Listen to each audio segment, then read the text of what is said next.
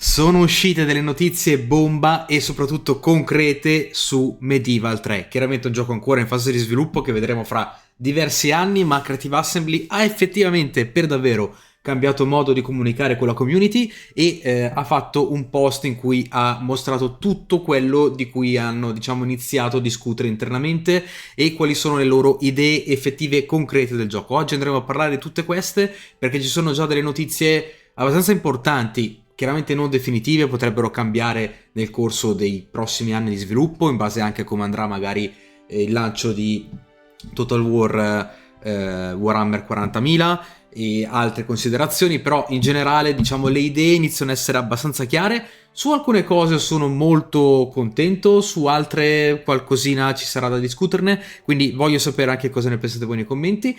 Come sempre vi do il benvenuto sul mio canale, quindi qua parliamo di giochi di strategia. Se volete iscrivetevi, potete farlo chiaramente col tastino qui sotto. Vi invito anche a lasciare un like, un commento e in descrizione trovate il link a tutto quello che vi farò vedere oggi o ai vari modi per supportare il canale come abbonamenti e quant'altro. Allora, abbiamo proprio un recap generale di quello che riguarda Medieval 3, tutte le novità dagli ultimi 2 mesi, sostanzialmente inizio dicembre, adesso il giorno preciso già non lo ricordo, però 2 o 3 mesi fa hanno iniziato a farci vedere il trailer, c'è stato lo showcase e quindi abbiamo appunto avuto questa super notizia, diciamo che andava un po' ormai per la maggiore questa idea che potesse arrivare prima o poi Medieval 3 finalmente, e il sogno di tutti noi è diventato realtà. Ora per la prima volta, quindi questa è letteralmente la prima volta in cui ci dicono effettivamente le cose come stanno, anche se ci hanno già fatto vedere appunto nello showcase qui la mappa con le varie idee di come andare a costruirlo. Chiaramente questa è una super alfa, il gioco attualmente è in fase di sviluppo, quindi chiaramente non guardate la grafica è l'unica cosa da non guardare perché stanno giocando senza grafica tra di loro internamente per vedere un po' come sono le questioni. Quindi il gioco attualmente è in questo stato, però hanno già le idee abbastanza chiare su quello che vogliono portare avanti. Quindi d'ora in poi trasmetteranno tutte queste idee sempre attraverso il blog o i live streaming che magari faranno ogni tot mesi, ci sta, anche perché appunto i live streaming sono una comunicazione non tanto, cioè serve più che altro a comunicare, perché effettivamente con la chat non si può avere un rapporto con live streaming con così tante persone,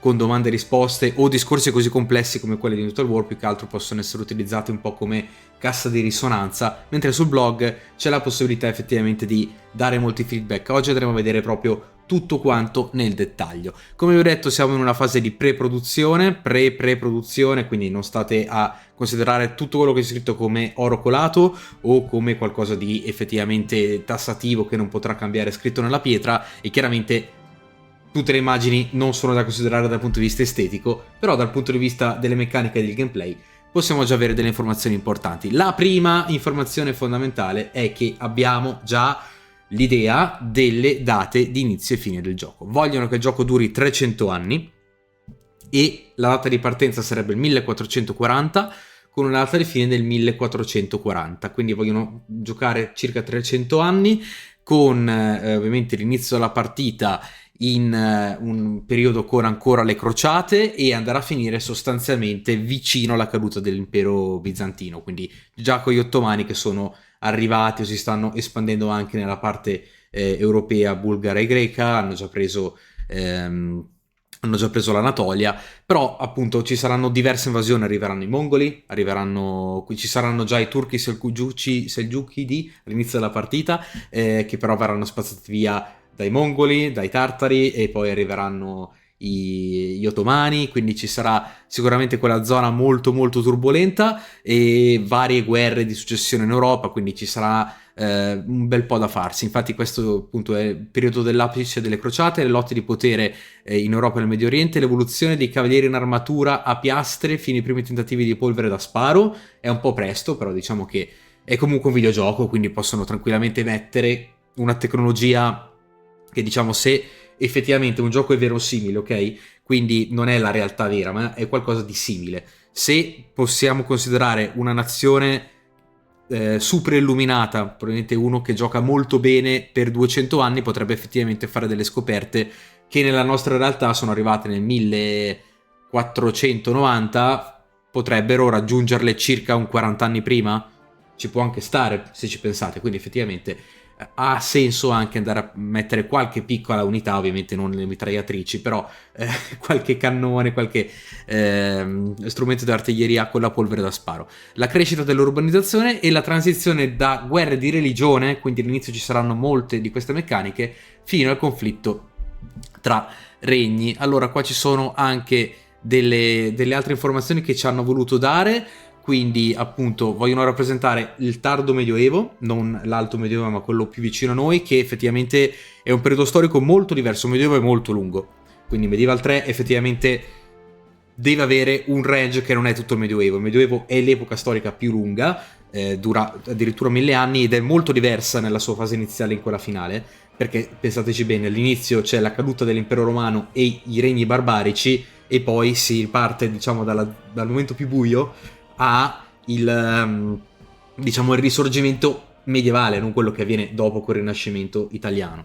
Quindi, anzi, diciamo che il Rinascimento italiano è proprio l'apice del Medioevo, se vogliamo vederlo in questi termini. Quindi vedremo addirittura l'inizio del Rinascimento italiano, o comunque quella parte, diciamo, di umanesimo che si è sviluppata da noi, o vediamo se nel gioco lo faranno sviluppare in altre zone. Ecco, allora, interessante che comunque loro non vogliono puntare sui personaggi, perché questo è uno dei punti, diciamo, più critici, perché poi ne parleremo negli altri punti di questo video, trovate chiaramente sotto i vari capitoletti. C'è una piccola paura che vogliono andare nella direzione di avere gli eroi, cioè diciamo che usano proprio questa parola, quindi vorrei capire un attimo com'è il discorso, perché finché ci sono personaggi storici che diciamo semplicemente sono dei personaggi di gioco con un nome effettivo, vabbè, anzi meglio. Se invece sono dei supereroi che da soli fanno fuori 500 persone, io gioco a questi titoli ed è Warhammer Fantasy o 40k che sarà, e mi diverto tantissimo, però in quei titoli lì, se questo deve essere un titolo storico, preferirei la versione storica.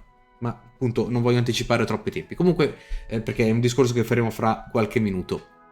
Medieval 3 non è incentrato sui personaggi, però appunto è il periodo in cui possono arrivare anche Federico I Barbarossa, chiaramente all'inizio poi arriverà suo nipote, ci saranno tutti i discorsi con l'Italia, quindi l'Italia sarà centrale come in tutti i giochi di fatto ambientati in Europa, tra il Sacro Romano Impero, l'Italia del Nord. Qua ho preso delle mappe, a parte questa meme che ho detto la metto nel video, anche se ovviamente da qua non si può vedere nulla. Questa è una mappa del 1190, giusto per farvi capire se siete diciamo poco avvezzi alla storia di quel periodo. Chiaramente il Sacro Romano Impero non è un'entità unica, nelle mappe viene messo sempre così, quindi ci sono i vari comuni del nord, ci sarà la guerra, magari guerre interne, anzi qua possiamo vederlo direttamente perché c'è tutta la questione degli Ostaufen contro i Guelfi, quindi i Guelfi ghibellini, ma diciamo non ancora nella parte italiana, proprio nella parte tedesca, ecco, mettiamola così.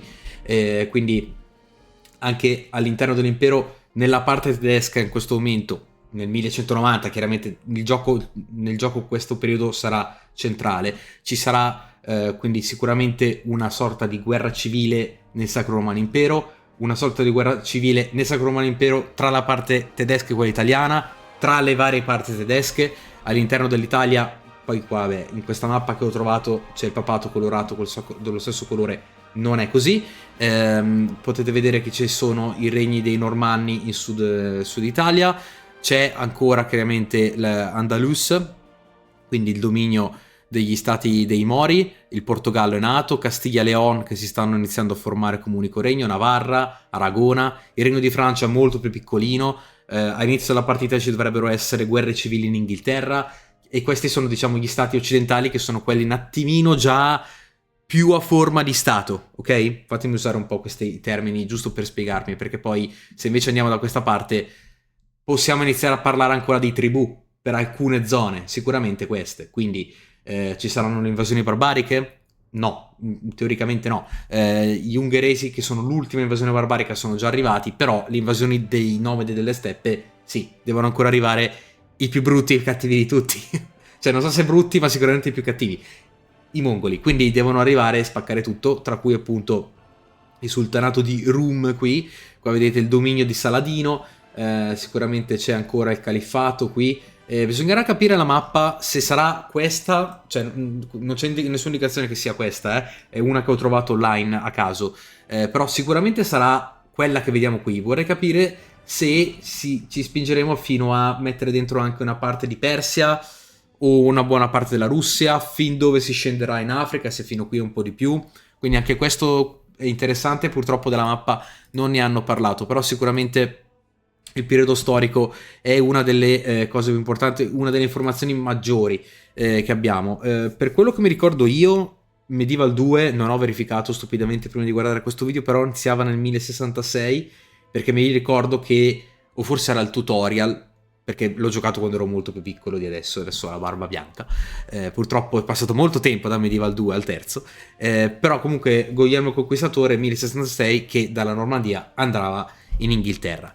Qui iniziamo un po' più tardi, però Medieval 2 finiva con la possibilità di andare nelle Americhe, quindi chissà se qua poi ci saranno dei DLC che allungheranno il periodo storico, faranno delle micro campagne in altre zone, magari ci sarà DLC delle guerre italiane, no, non quelle successive, quelle di questo periodo storico, o magari quelle successive, perché no? Tanto alla fine Pike Shot si può fare lo stesso con un motore di questo tipo, perché poi hanno anche dato notizie da questo punto di vista. Ora iniziamo invece a parlare delle meccaniche di gioco, ok? Quindi questa è semplicemente inquadratura storica. Ora iniziamo a parlare di meccaniche di gioco. Mi concentrerò in questo video prevalentemente su queste, perché poi c'è tutto un discorso sul modding o sul motore di gioco, che posso fare un discorso generale, ma effettivamente io ci tenevo a darvi solo notizie concrete su cui fare una riflessione che abbia qualcosa di concreto da dire, effettivamente, piuttosto che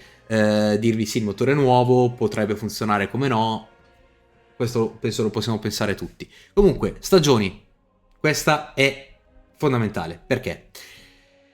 Perché lo abbiamo visto con Dynasties, quindi lì, come si chiama? Total War Egitto dell'età della pietra, quello lì, e che c'erano varie stagioni, l'hanno messa in altri titoli, quindi ogni anno era diviso in vari turni e ogni turno rappresentava una stagione. Però questo era ovvio che non potesse funzionare col discorso di Medieval 3.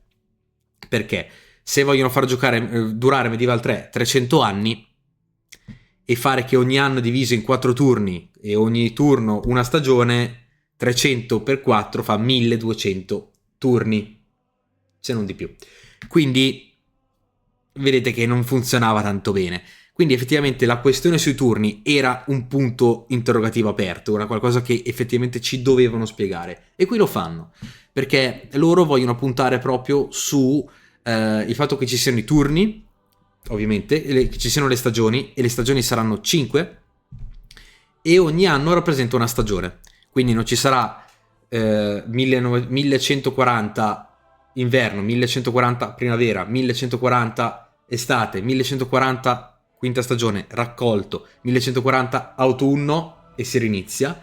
No, ogni anno sarà una stagione, almeno questo alla velocità normale, perché poi si potrà impostare con una personalizzazione abbastanza importante in realtà quello che voi preferite. Quindi 300 turni, almeno il gioco base, poi appunto potete accelerarlo o ridurlo quanto volete, almeno così hanno detto.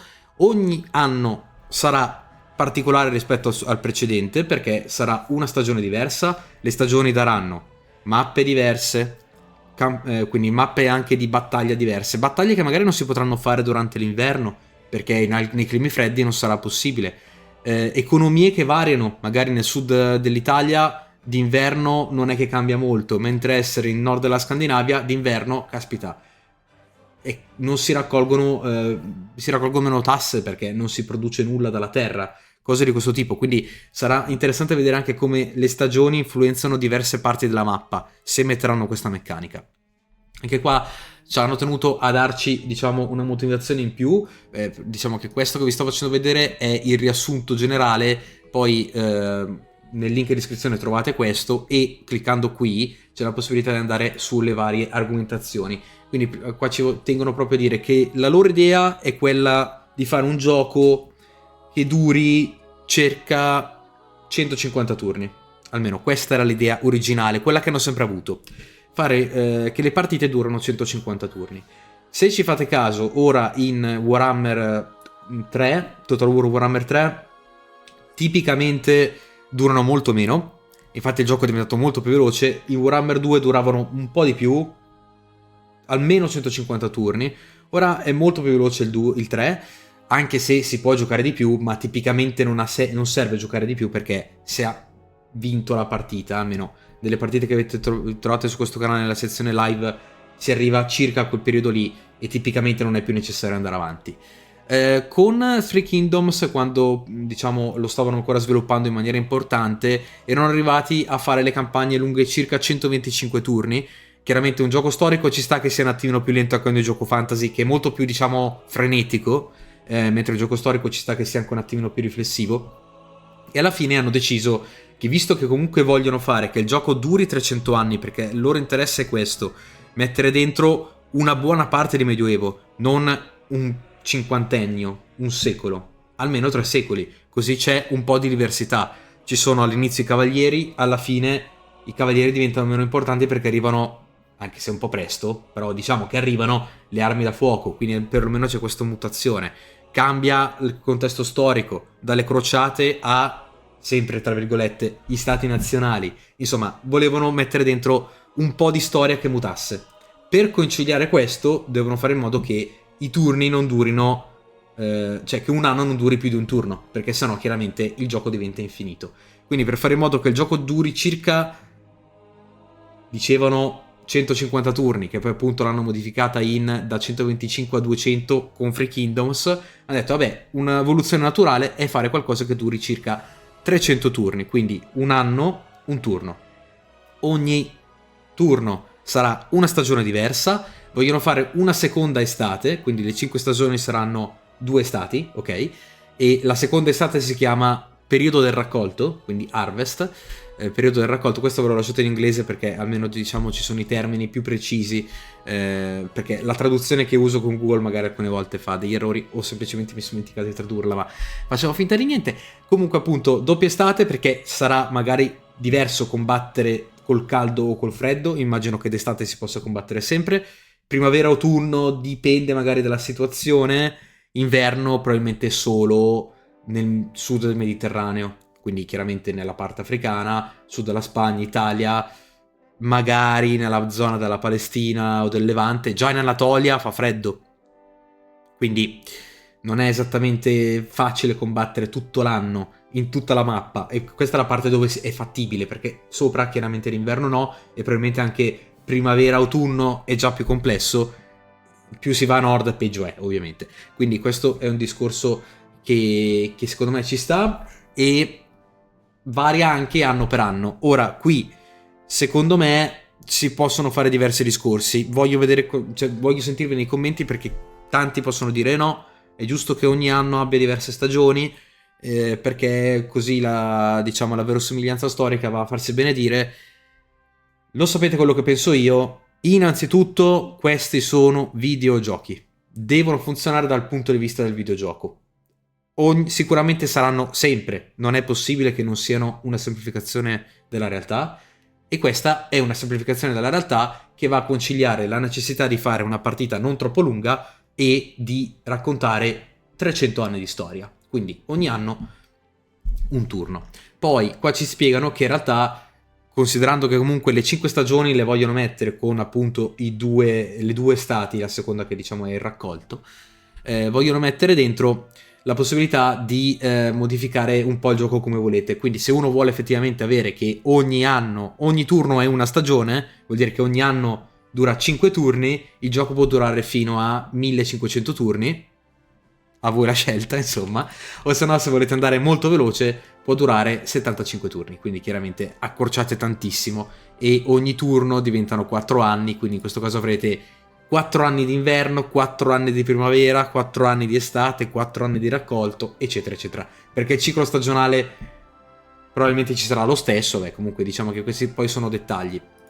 Chiaramente anche in questo caso sarà interessante vedere i personaggi che invecchiano, quindi se giocate 75 turni è ovvio che un personaggio potrebbe durare pochi turni perché ovviamente invecchia a 4/4, è come se fosse, anzi il contrario di essere nato in una... giocate solo gli anni bisestili sostanzialmente, e al contrario 1500 turni, ovviamente i personaggi durano tantissimo e quindi vi fate tempo anche ad affezionare. In 300 turni penso che comunque sia un re, se si potrà gestire la famiglia da quando diciamo l'erede nasce a quando muore, quindi quando finisce di essere, cioè diventa re e poi muore, almeno un 50 anni di media, anche di più, 60 dovrebbero vivere. Personaggi che sono comunque i re dei re che hanno comunque possibilità di curarsi per quanto si potesse curare in quel periodo storico. Quindi in una partita di 300 turni, tutto sommato, facciamo in tempo a vedere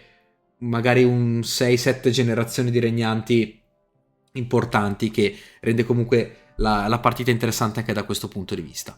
Ok, andiamo avanti perché ora passiamo alla ripetibilità e diversità delle fazioni. Allora, questo qua è un aspetto molto molto critico. Il motivo è che siamo stati abituati molto bene, dal mio punto di vista, per chi ha giocato chiaramente ai Total War Fantasy, ai Total War Fantasy, quindi a Warhammer o le varie mod che esistono, di per esempio quella di Lord of the Rings. Ovvero, cosa sto intendendo? Che in Warhammer 3 le fazioni sono totalmente asimmetriche, totalmente diverse una dall'altra, bilanciate, abbastanza bilanciate per quanto sia possibile, ed è molto divertente giocare contro fazioni completamente diverse dalla propria.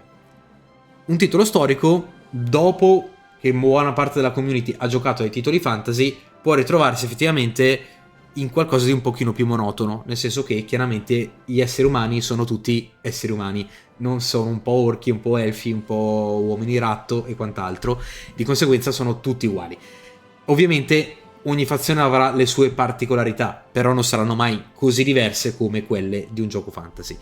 Però loro ci tengono a diversificare il gioco da diversi punti di vista, sia dal punto di vista delle truppe che combattono, quindi ci sarà una diversificazione che sarà possibile gestire anche proprio dal nostro punto di vista, quindi magari ci saranno unità meno storiche e qua qualcuno potrebbe storcere il naso perché c'è appunto la possibilità di modificarle noi un po' di più, cioè io voglio fare, non lo so, i miei cavalieri con una lancia lunga 7 metri e uno scudo di 200 kg, ovviamente muoiono subito perché non si possono muovere, però uno può fare una roba del genere, magari c'è la possibilità di andare a modificare fino a questo punto, bisogna vedere anche quanto, perché chiaramente dovranno mettere dei limiti a queste modifiche che si possono fare, e poi vogliono andare a modificare le fazioni anche fuori dal campo di battaglia, quindi dal punto di vista della mappa strategica, che significa il tipo di governo, repubblica, teocrazia, regno normale, orda, la differenza tra la religione musulmana e quella cattolica che saranno presenti ovviamente nel gioco, quindi se c'è una differenza tra un regno cristiano e un regno musulmano, perché ovviamente sono entrambi regni ma hanno delle meccaniche leggermente diverse, quindi anche da questo punto di vista ci sarà una diversificazione su questo aspetto, chiaramente non dal punto di vista di quello che siamo abituati in Warhammer Fantasy. Qua ci fa vedere appunto, no, questo lo guardiamo dopo, che è quello che vi stavo anticipando delle unità. No, beh, in realtà è proprio l'aspetto che vi stavo di cui volevo parlare, perché è il secondo punto di questo. Quindi appunto ci sarà la rigiocabilità orizzontale e verticale. Orizzontale la definiscono come fazioni che giocano in modo diverso, quindi appunto le repubbliche, le orde e quant'altro, e verticale dove si può giocare la stessa fazione con percorsi diversi, quindi uno può giocare l'Inghilterra ma decidere di diventare una teocrazia, di diventare una repubblica, quindi sarà possibile un po' alla Paradox andare a modificare lo stile di partita che stiamo facendo, quindi dovrebbe esserci un aspetto di politica molto più interessante. E poi, come vi dicevo, sarà possibile andare a modificare proprio le unità, ok? Quindi anche da questo punto di vista le unità saranno molto molto importanti, però questo ne parliamo dopo perché in realtà parlano di altre cose più avanti per quanto riguarda il discorso dell'unità. e preferisco parlarne dopo quando andiamo ad aggiungere altri aspetti. Quindi sicuramente queste sono le meccaniche principali del gioco dal punto di vista del gameplay. Hanno raccolto un sacco di feedback, quindi ora diciamo in questo capitoletto ci fanno semplicemente un elenco delle cose su cui vogliono porre l'attenzione, sanno che sono cose importanti a cui noi teniamo, sicuramente la mappa, quindi questa bisogna capire perché effettivamente bisogna anche bilanciare. Tutti noi vorremmo giocare su una mappa del pianeta, chiaramente magari possiamo eliminare in un Medieval 3 le Americhe, l'Africa subsahariana e l'Australia, però il resto è tutto possibile perché non è che la Cina non esiste, è molto lontana, non interagisce con i regni medievali europei, però esiste. Dov'è che vogliamo mettere questo limite? L'India? Perché effettivamente dell'India lo sapevano tutti, cioè Carlo Magno fa parte del patrimonio culturale dell'Occidente, quindi Carlo Magno in India ci è arrivato. Vuoi mettere la Persia? Ecco, quindi bisognerà capire anche questo. Economia, risorse, qua bisogna stare attenti a non... cioè a gestirla secondo me un po' alla Pharaoh, quindi Pharaoh di Dynasties, ma non così tanto. Ecco, una cosa interessante, magari con alcune risorse specifiche in alcune zone della mappa, ma non troppo uniche, perché sennò chiaramente se produci il vetro solo a Venezia, tutti quanti a conquistare Venezia perché è fondamentale avere il vetro, ogni partita è uguale per questo motivo, quindi anche da questo punto di vista bisogna stare molto attenti a fare una mappa bilanciata. Commercio, e poi è diventato molto importante parlare anche di dinamiche demografiche, quindi il discorso di equilibrio tra i nobili e i contadini che poi vanno a rappresentare proprio anche le persone che vanno a combattere. In questo Total War vogliono andare a ripercorrere il discorso, a riprendere il discorso del manpower, quello che non si è visto, diciamo, al tolto il discorso delle mod. Nei Total War Vanilla non esiste questo aspetto, o perlomeno quelli che ho giocato io, poi magari ce n'è qualcuno che a cui non ho giocato in cui c'era questo aspetto. E effettivamente è qualcosa di molto interessante perché la gestione in battaglia diventa anche una gestione economica, cioè chi muore in battaglia poi è morto, diciamo, nella realtà, non sono omini che combattono, sono omini che vivono nel nostro regno e poi, finita la guerra, tornano a lavorare, ok?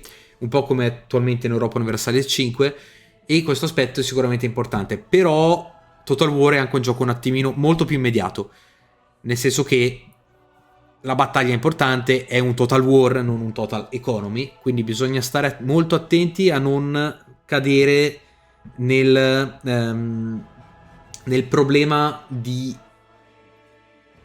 una complessità troppo elevata, cioè di incappare, diciamo, in una complessità troppo elevata allo scopo di trovare effettivamente la simulazione definitiva di un gioco medievale.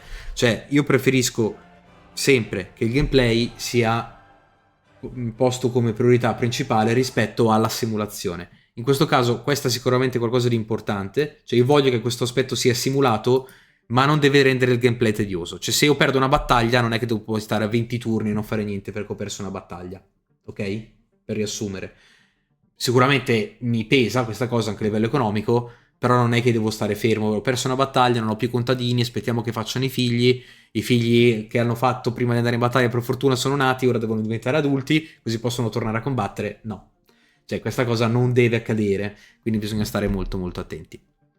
Ok, parliamo di anche quello che vogliono gestire nel campo di battaglia, quindi come verrà diciamo gestita il discorso la meccanica proprio degli scontri, al di là delle statistiche, quindi di attacco, difesa e quant'altro. Vogliono introdurre, diciamo, un doppio meccanismo. Nei Total War c'è sempre stata quella che poi ha un nome diverso, che sia disciplina o morale, quindi quella metrica che va a definire se le varie truppe vogliono ancora combattere o no. Cioè se una truppa ha troppa paura perché sono morti tutti i suoi compagni, scappa, ok? E quindi questa è, diciamo, la meccanica del morale. Ora vogliono andare a introdurre anche la meccanica della coesione, che è qualcosa di nuovo, che diciamo si affianca un po' al morale, perché il morale determina proprio se le truppe hanno ancora la volontà di combattere. La coesione invece determina quanto combattono in maniera efficace, ok? Quindi se riescono a tenere il muro di scudi alto, se stanno compatti, se tengono la formazione, perché uno può avere voglia di combattere ma può combattere molto male. Quindi la coesione va a rappresentare questo aspetto, non la volontà di combattere o di scappare, ma proprio di combattere bene, ok? Ed è determinata dalla disciplina, dalla fatica, dall'ambiente, dal contesto, da quanto tempo sta combattendo, da come stai comandando le truppe, da quante truppe ci sono vicine, quindi magari vanno a riprendere anche alcune meccaniche da Warhammer 3, mi viene a pensare al Katai, dove ci sono truppe che si aiutano tra di loro, lì c'è la meccanica del Ki, oddio, si chiama Ki? Vabbè, comunque, Yin e Yang, ecco. Chiaramente non voglio una cosa del genere magica all'interno di Medieval 3, però ci sta che magari se io ho degli arcieri con davanti dei lancieri o delle truppe scudate, i miei arcieri si sentono al sicuro e quindi sparano le frecce con più coesione. Mentre se sono in prima linea con una carica di cavalleria che sta arrivando, magari non stanno ancora scappando, però potrebbero combattere in maniera meno efficace. Chiaramente se combattono in maniera meno efficace sono meno efficaci e di conseguenza poi perderanno, moriranno un determinato numero di truppe, scenderà il morale e scapperanno. Quindi questa è un po' la meccanica che vogliono portare avanti. E ora passiamo alle unità modulari e ai seguiti regionali. Allora, questo va un po' a rappresentare sia la parte che vi volevo, diciamo, anticipare prima, che quindi le truppe, come sono fatte le truppe, da che parte arrivano le truppe, e soprattutto quello che qua è sottolineato in viola, l'emergere degli eroi. Allora, ve lo leggo tutto, perché chiaramente ci sono alcune cose interessanti, molto interessanti, e altre un po' di meno. Allora, sul fatto che le truppe possono essere diverse, quindi customizzabili, del tipo le faccio le truppe in questo modo, cioè letteralmente i cavalieri, oddio, quelli con un certo tipo di armature o meno, è qualcosa che possiamo vedere magari più avanti quando ne parleranno anche venerdì, che dovrebbero fare una live su questo punto. Qui invece vanno a parlare proprio delle unità, quindi non del singolo soldato, ma proprio della truppa, ok? Quindi le unità saranno diverse, chiaramente. All'inizio della partita saranno basate più che altro sulle reclute regionali, mentre alla fine della partita saranno eserciti permanenti, quindi, o comunque si andrà verso gli eserciti permanenti. E anche in questo gioco, un po' come in Europa Universale 5, vediamo come all'inizio della partita saranno appunto truppe non regolari, le varie leve, che saranno sostanzialmente dei contadini armati che andranno con i nobili locali a combattere, e poi alla fine della partita i regni più potenti potranno permettersi delle truppe che fanno di lavoro quello, che potrebbero essere i condottieri italiani, quindi sarà interessante anche vedere la meccanica dei mercenari, qua non ne hanno parlato ma sicuramente ci sarà, e poi quella appunto degli eserciti professionali, e qua si potrà andare a intervenire di più magari appunto sul creare proprio anche il soldato con le statistiche che preferiamo noi. Allora, da questo punto di vista niente di male. Poi qua iniziano, diciamo, un pochino a scricchiolare le cose, non subito con questa frase, quindi il reclutamento assomiglierà a quello di Three Kingdoms, perché questo si sposa molto bene con la meccanica degli eserciti iniziali, dove però i generali saranno sostituiti dai signori locali. Quindi ci saranno i nobili locali che andranno a reclutare i contadini della zona, poi con i contadini della zona andranno tutti assieme loro dal re. Quindi per esempio in Inghilterra ci saranno quelli che verranno reclutati nel Wessex, nel Galles, nella Northumbria e quant'altro, che saranno i contadini locali di quelle zone. Vanno tutti a Londra, dove c'è il re che ha chiesto ai nobili locali di andare a reclutare i contadini delle varie zone. Si troveranno tutti a Londra, dove ci sarà finalmente l'esercito reale, e a questo punto loro si imbarcano e vanno in Normandia. Quindi questa è un po' l'idea. Però qua, ecco, inizio ad avere un po' di problemi, perché i giocatori avranno una composizione flessibile di seguito e eventi narrativi come l'emergere di eroi. Allora, questa potrebbe essere effettivamente per ora l'unica cosa che mi fa un pochino storcere il naso, perché non c'entra niente con tutto il resto. Allora, non che non abbia senso che ci siano dei condottieri che fanno combattere meglio l'esercito, e magari anche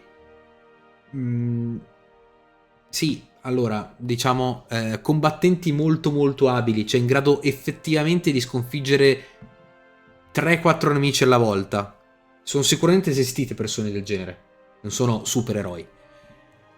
Però diciamo che per come possono essere messi queste persone all'interno di un videogioco in cui non vai a micrare unità per unità, ma cioè soldato per soldato, scusate, ma gruppo di soldati per gruppo di soldati, non puoi andare ad avere un singolo eroe.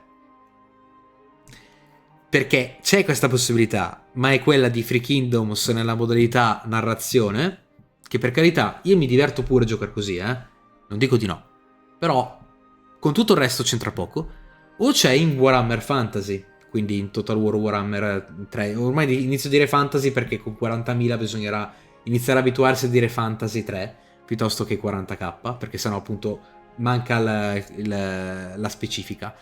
Lì ovviamente ci sarà Gringor o qualche altri che viene utilizzato per combattere, e va bene così. Qui vorrei capire un po' cosa intendono con eroi, perché è un po' ambiguo come frase, quindi forse questa è l'unica cosa che mi fa un pochino storcere il naso. Vanno anche a spiegarci meglio questo punto, e soprattutto qua ci sono delle novità interessanti. Allora, come vi dicevo, all'inizio della partita leve e alla fine esercito professionale. La cosa interessante è che ogni signore locale, quindi non come in Free Kingdoms che ogni generale poteva avere 6 unità o 5 unità, mi sembra 6. Qui in questo caso non è assolutamente così. I signori locali non hanno un tot di numero di unità fisse, ma invece vanno a reclutare i contadini della zona o i nobili della zona, insomma le persone che sono in quella zona lì dove loro comandano, vengono reclutate per andare in battaglia, e potrebbe essere che in una zona ne vengono reclutate 8, in un'altra zona 2 e quant'altro. Quindi poi questi micro esercitini si uniranno dove il giocatore preferisce e si creeranno, diciamo, degli eserciti composti da i vari sottoeserciti dei vari signori locali. Quindi chiaramente magari non potrò dividere l'esercito da 8 in 2 esercitini da 4, o magari sì, questo ancora non è dato bene da sapere, però l'idea è questa. Quindi ci sarà appunto il signore locale che va a reclutare le truppe, perché l'idea soprattutto in questo periodo storico è appunto non come nei Total War normali in cui c'è sempre quell'esercito che te lo porti in giro per tutta la campagna, ma sono eserciti stagionali. Cioè quelle persone qua, dopo che hanno combattuto d'estate, devono tornare ad arare i campi, se no dopo non mangiano. In teoria è così. Cioè dovrebbe essere che uno fa una campagna militare magari di un paio d'anni, magari mette via il cibo nei granai per qualche anno, che vuol dire appunto per qualche... sì, in realtà per qualche anno, per qualche gruppo di anni, perché ogni ciclo, diciamo, dura 5 turni, 5 anni. Quindi uno mette via il cibo per qualche ciclo, un nuovo termine che ho inventato in questo momento. Il ciclo è l'unione di 5 stagioni, ok? Visto che 5 stagioni è l'unità base, diciamo. Quindi tu fai il cibo per magari 2 cicli, che ci sta. Uno per un anno non raccoglie il cibo, ma si è preparato negli anni prima con i granai, può permettersi di fare una campagna molto lunga, perché no? Quindi uno si mette da parte il cibo per fare una campagna un po' più lunga, però quello è il temporale. 3 anni, ma proprio al massimo. Cioè tipicamente appunto venivano affrontati non con campagne così lunghe, ma erano guerre appunto estive. Cioè poi magari la guerra durava vari anni, ma si combatteva d'estate. Cioè durante l'inverno c'erano sostanzialmente delle tregue o comunque degli status quo dove non si andava ancora avanti a combattere. Questo aspetto secondo me cambia un po' il ritmo della partita. È davvero fondamentale, perché in Total War siamo abituati ad avere il nostro esercito con il nostro generale che macina chilometri da quando lo reclutiamo fino alla fine, si fa il giro di tutta la mappa. Qua invece in teoria non dovrebbe essere così, quindi questa è una cosa molto interessante e andrà capita. Poi qua forse è la cosa più interessante che ho letto in questi, diciamo, micro approfondimenti del vlog principale, che è sempre questo. questo qua, vogliamo utilizzare più di 20 unità per armata. Questa è una novità. Questa è una novità grossa. Non che ora non si possa fare, si possono fare battaglie con più di 40 unità, cioè con più di 20, ma non puoi fare l'esercitone così grosso, invece farne uno solo. Se diciamo che ora te ne porti in giro 2, non è che poi cambi effettivamente molto, però pensavano di fare magari eserciti fino a 40 unità. Chiaramente questa è più una... cioè, qua dice suona bene, suona cool. Diciamo che è più un'idea, vediamo un po' dove vogliono andare a parare, però questa è sicuramente interessante. Il reclutamento come Three Kingdoms ne abbiamo già parlato. Poi le unità che si potranno muovere come Medieval 2 senza generale, e chiaramente una di queste unità diventa il capitano, quindi a questo punto mi viene da pensare che questo vale per gli eserciti, diciamo per le truppe professionali della fine della partita, o anche per le leve dell'inizio della partita, quindi questa è una cosa interessante. E poi vorrebbero dare la possibilità di customizzare le truppe, quindi appunto questo è quello che vi volevo anticipare prima, però effettivamente l'avevano messo in questo argomento qua, dove si possono customizzare le truppe, non si sa come, cioè per ora diciamo che è un'idea, non è pianificata, ma è un'idea che la tengono lì, quindi chissà dove si arriverà anche da questo punto di vista. Poi arriviamo alla conclusione del video di oggi, che è venuto lungo, però questo è davvero il video in cui ci sono tutte le novità per quanto riguarda i Total War. C'è il desiderio di migliorare appunto, di tenere in considerazione l'aspetto della geografia, la popolazione e l'economia, che devono influenzare significativamente l'economia. Ma, e qua sono molto contento di leggere queste parole, perché noi veniamo da, diciamo, vi porto due esempi: Civilization 7 e Europa Universale 5. Un gioco estremamente semplificato, Civilization 7, e un gioco estremamente complicato, complesso, troppo complesso forse, che Europa Universale 5. Total War deve avere l'intelligenza, e non scelgo questa parola a caso, di mettersi giustamente nel mezzo, di non essere troppo semplificato, perché chiaramente, ricordiamoci, è un gioco che deve andare anche su console, e qua mi si sbarrano gli occhi, ma col tempo non deve essere troppo difficile o troppo complesso, perché deve restare un videogioco, e questo segnatevelo in testa, è importante che i videogiochi restino videogiochi e non siano simulazioni, come Europa Universale 5, che è un gioco meraviglioso e quello che volete, però i Total War non sono gli Europa Universalis, se no uno gioca Europa Universalis, questo è un Total War, e quindi qua scrivono ma senza scivolare in una pesante microgestione. Se loro hanno in mente questo, che tutto quello che hanno in mente di infilare nel gioco non lo deve appesantire, allora siamo a metà dell'opera, secondo me, perché è importante avere questa come idea chiara dal loro punto di vista. Tutto bello, mettiamoci tutto quello che si può, ma senza scivolare in una pesante microgestione. Questo è davvero importantissimo. E poi un'altra cosa, oltre alla microgestione del player, che chiaramente un essere umano può fare un sacco di cose, tutto quello che devono mettere dentro deve essere anche fatto in maniera tale che, con limiti chiari e intuitivi, che l'AI possa gestire.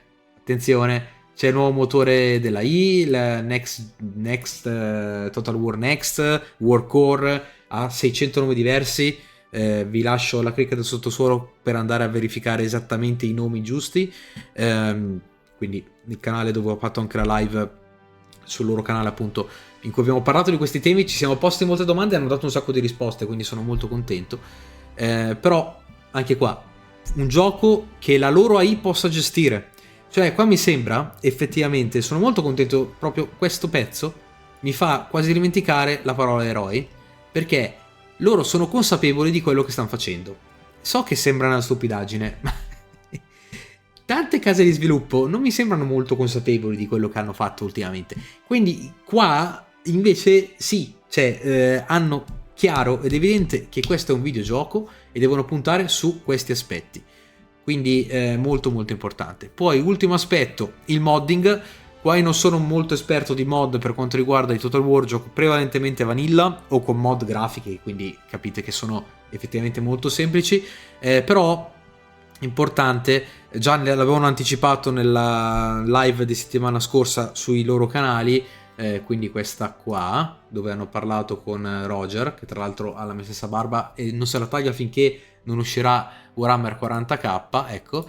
Hanno discusso sul fatto che vogliono gestire le mod in maniera diversa per i nuovi titoli, in maniera tale che siano già compatibili sin da subito con i modder, che hanno capito essere fondamentali per l'identità di Total War e per tenere vivo un gioco, perché si sono resi conto che vari titoli Attila su tutti funziona solo per le mod. Aurum 2 senza la Divided Tempera probabilmente non sarebbe ancora così giocato, eccetera eccetera eccetera. Sono proprio quelli che cioè diciamo le mod che tengono in piedi i titoli più vecchi. I titoli vanilla che funzionano sono solo quelli effettivamente ancora in corso, cioè Warhammer 3 senza mod, per carità, non è profondo come con le mod, ma è giocabilissimo.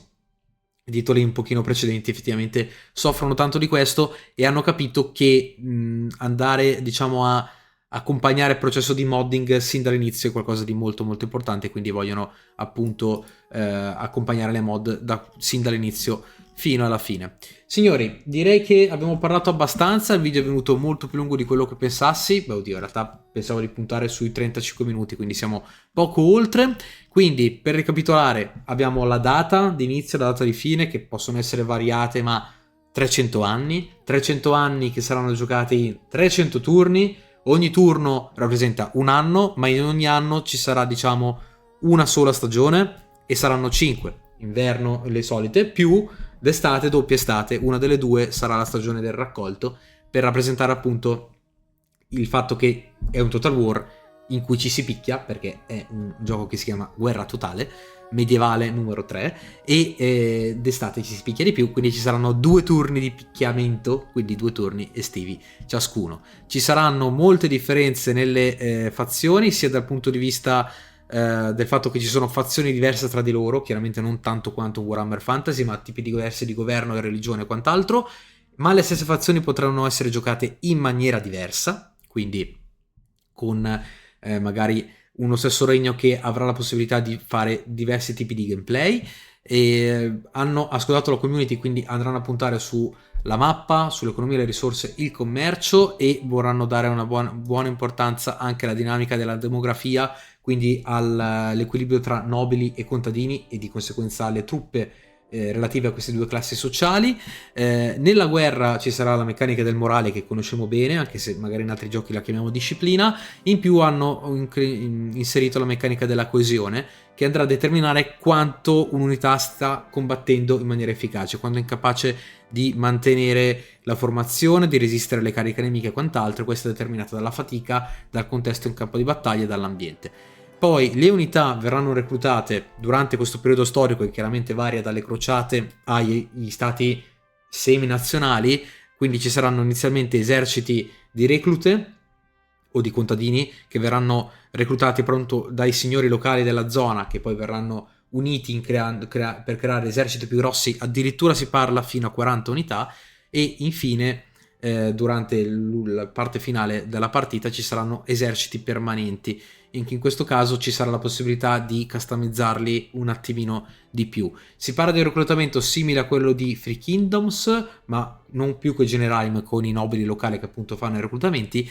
Però c'è una piccola nota dolente sulla possibilità di far emergere degli eroi. Questa è qualcosa che ci dovranno spiegare bene. La cosa interessante è che effettivamente loro hanno capito che questo resta comunque un videogioco, e nonostante vogliono mettere dentro tutte le meccaniche possibili, hanno ben presente 2 capisaldi: il primo, che non bisogna scivolare in una pesante microgestione, e il secondo, che la I avrà sicuramente dei limiti, anche se cercheranno di svilupparla al meglio e di fare un gioco che possa essere gestito dalla loro stessa I. Vi aspetto sotto nei commenti, ragazzi, fatemi sapere voi cosa ne pensate. A presto!